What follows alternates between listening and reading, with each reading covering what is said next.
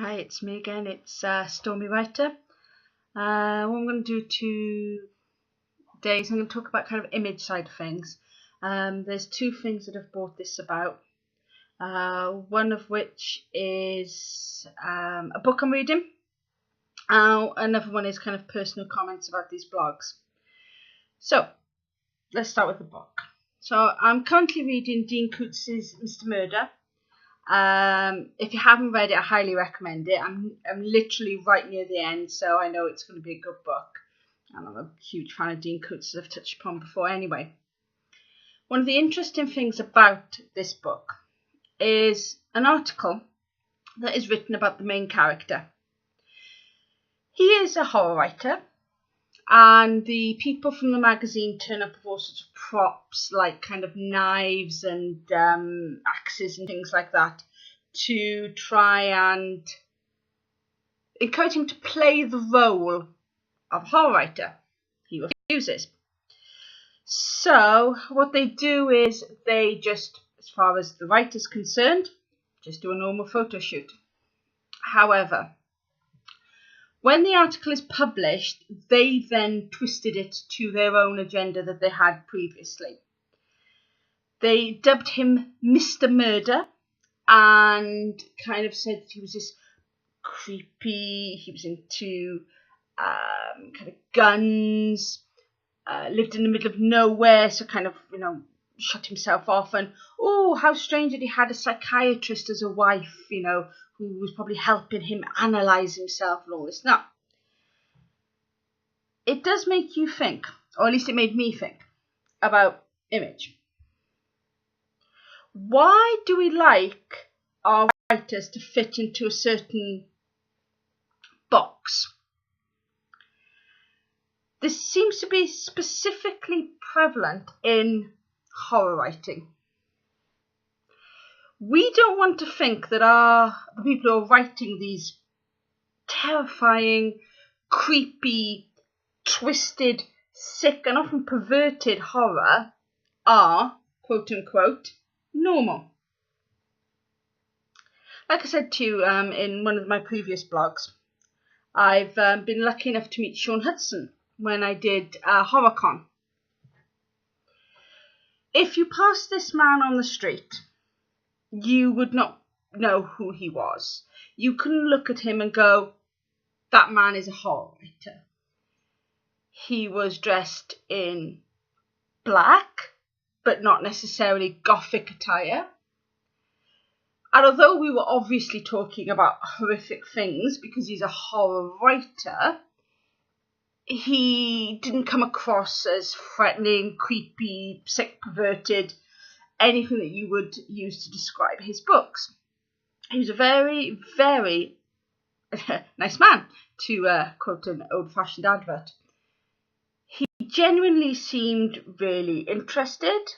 He not only liked talking about his own books, but obviously mentioning that I was a writer, he took interest in what I said and things that I like and I enjoy.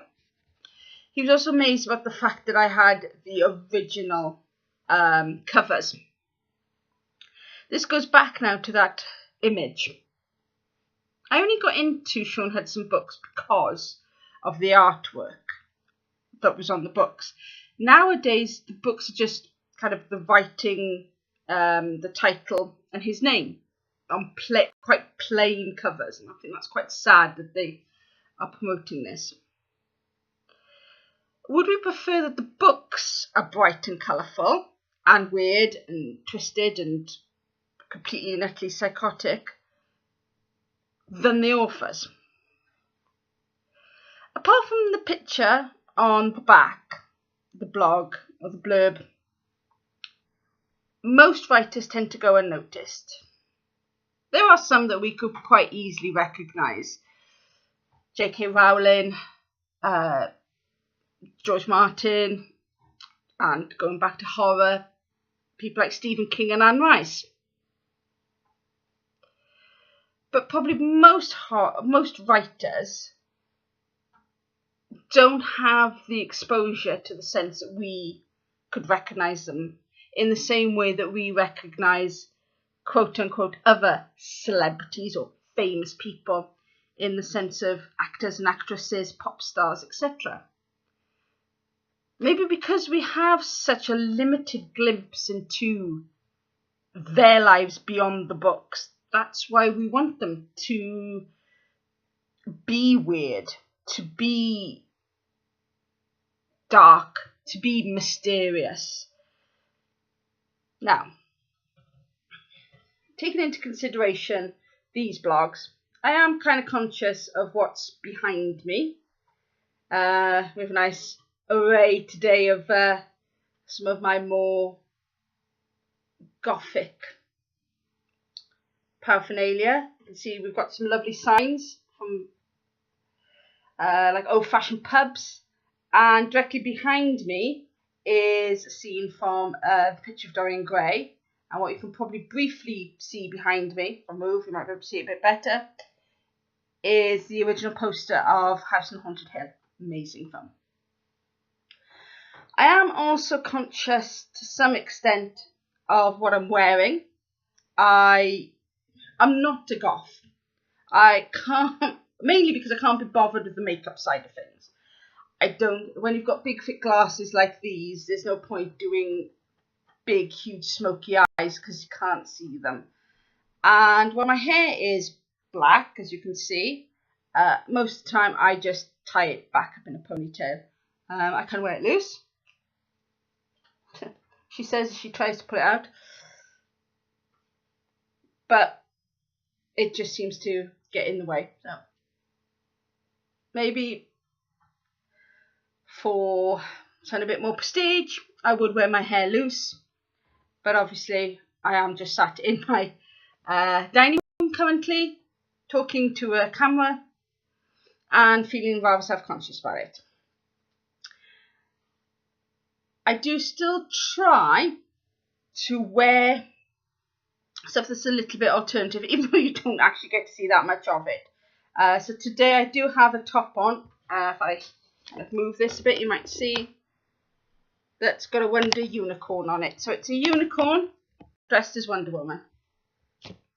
I don't think that's too much to ask for, you creepy people.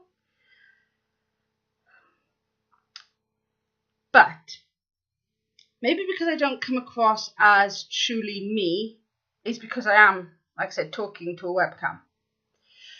This then kind of brings me to the second thing about what made me think about image and what we're portraying.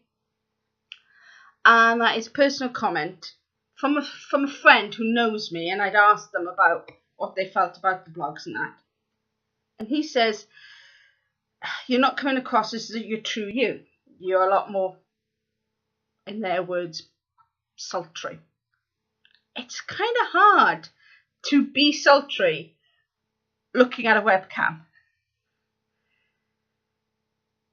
Maybe as I get used to doing this, that might change. Also, maybe when I get to the kind of the sexier stuff of Bloodbound, that might come across as well with the words that I'm saying. It might be easier to sound less like a teacher when I'm talking about sticking fingers at cunts. Maybe I went a bit too far there, but maybe I need an audience. Maybe that will help. Looking at a camera without somebody to actually focus my attention on means I kind of struggle to get across the real me. So, image. Does it matter? I think for certain genres and certain mediums it does. Things like pop music, thanks to MTV, is now a very visual medium. For right or for wrong, you have to look a certain way to be a pop star. It isn't just on merit, and that is a sad thing, but a true thing, I feel. Writing is slightly different. Writers aren't visual in the same sense that a pop video is. It's all about the words. That's why I feel their covers, like a CD cover, should represent what the book is. It doesn't necessarily mean that the person who wrote it should live up to some sort of stereotype or gimmick to sell their books, personally. Hopefully, as time goes on, like I said, with these particular blogs or vlogs or whatever you want to call them, I'll get more comfortable and you see a bit more of the real me. Hopefully, you'll never see the gimmicky me or the kind of try too hard me. Hopefully, I'll just continue to be Stormywriter. Anyway, I think that's enough ranting from me. As usual, I look forward to listening and reading your comments in the box below.